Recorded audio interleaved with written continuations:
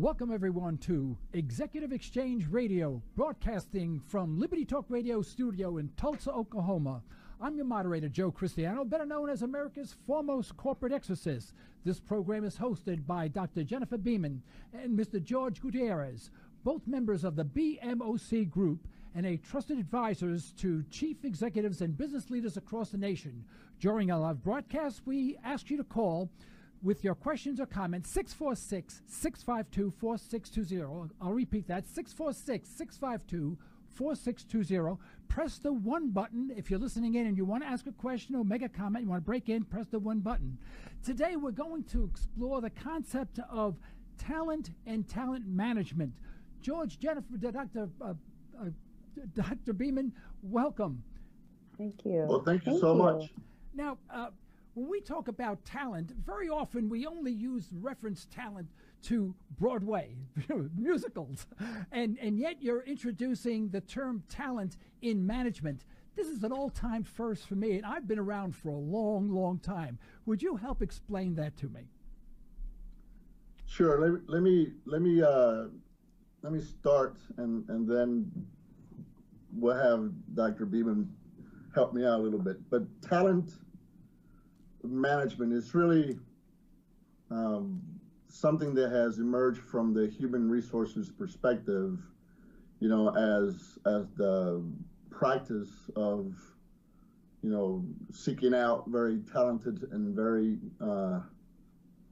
competent folks emerged some time back. So what we think and strongly believe in is that just because you have a whole lot of talent, that's not enough. So there are ways of managing the talent recruiting process or promotion process, if you would, within an organization that will allow your investment in that talent and that person, if you would, to be an investment that brings, you know, a positive return that is properly aligned with the things that you want to achieve organizational. Yes, and in further support, may I interject something? Yes, please. Yes.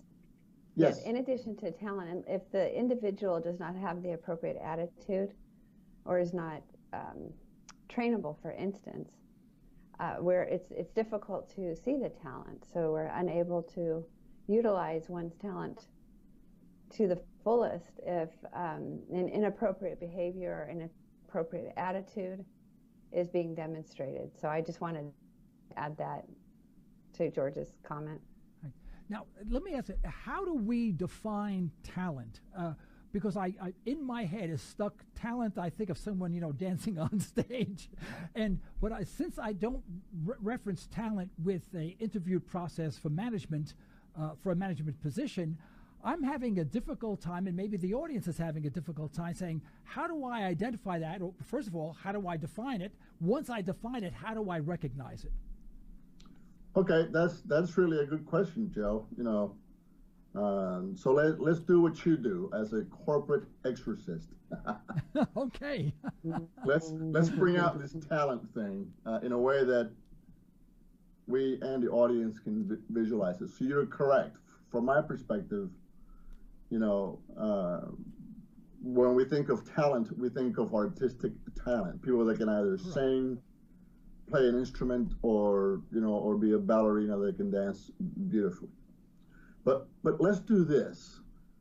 I would wage that many of us are tuned in to the political process that is currently taking place in Washington, D.C., where the cabinet that our current president has selected is going through some sort of confirmation process for all of us to see.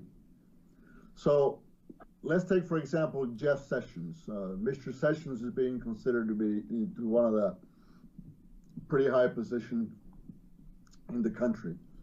So what kind of talent is it that he has for that particular position? Well, he has to be an attorney, so he has that, all right? So he's actually, has the credentials and the certifications that are required to meet the demands of the position. He has to be an attorney. He is.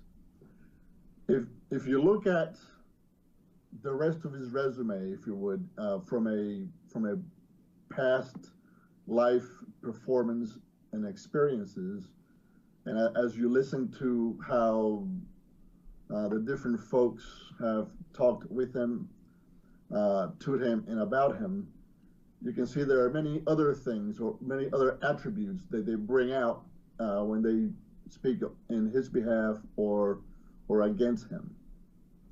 So we can see, that if we use the opening statement of talent is not enough, you can see this guy is a very talented individual. He's got the right education, he's got the right experience, but he's also done some things that has at least the people that are vetting him, some of the people that are vetting him, clearly against him. So going through this particular process, eventually they will be able to make a decision of whether or not he's got the right talent, to fit within the position that he's being considered for. Does that help with that kind of a visualization? Okay, that does help. Dr. Beeman, would you like to make a comment on that or add something to it? Yes, and in further support, as things proceed and things unfold, we will be, and I go back to the attitude part, because I truly believe that we are unable to fully, without the right attitude and without the right behavior, we're simply unable to fully demonstrate or articulate our talent, fully execute it, if it's not being received the way that we intended. And we do that through our behavior. So when we're thinking about talent, it's more comprehensive than just cognitive or technical skills. That's, I think, where naturally where George was headed, and I just wanted to add that additional part in there. It's an area that people oftentimes don't realize the magnitude of, because, for instance, if we notice that a particular attitude is overly aggressive, for instance, and so much so that we don't see the talent. In essence, what it can do is shadow the talent, because people can be so focused on, say, for instance, an inappropriate behavior. So sometimes we can miss someone's talent simply because of their attitude. But on the same note, with the appropriate behavior, that will just emphasize or further demonstrate their talent, because it's easier to receive, it's easier to see, and it's more obvious. Well, how do we define talent then in this context? That's a really good question. So let's go quickly through this, because I don't think it's a matter of defining it, it's a matter of identifying it. So it's a different way of looking at it. And Dr. Beeman is absolutely right. And I kind of like the way she really began with it up front, which is an attitude. So we look at defining this thing from a behavioral perspective, and then we use attitude, as the one thing that equals the rest of the things. So if a person has the wrong attitude about something, whether it's motivational or otherwise, then it doesn't matter how much technically proficient they are or what kind of knowledge or skills they have, okay? And again, in that case, talent would not be enough. The idea is for us to be able to identify. So we believe that if a person has a combination of the right skills and the right knowledge, okay, suited for a specific area. So let's just say you're looking to promote somebody or select somebody for promotion within your corporate environment, and this person has been working in a particular department for many years, so that person has the institutional knowledge and it's got the right skills, that are required for that position. But you want to take them into a new position of leadership.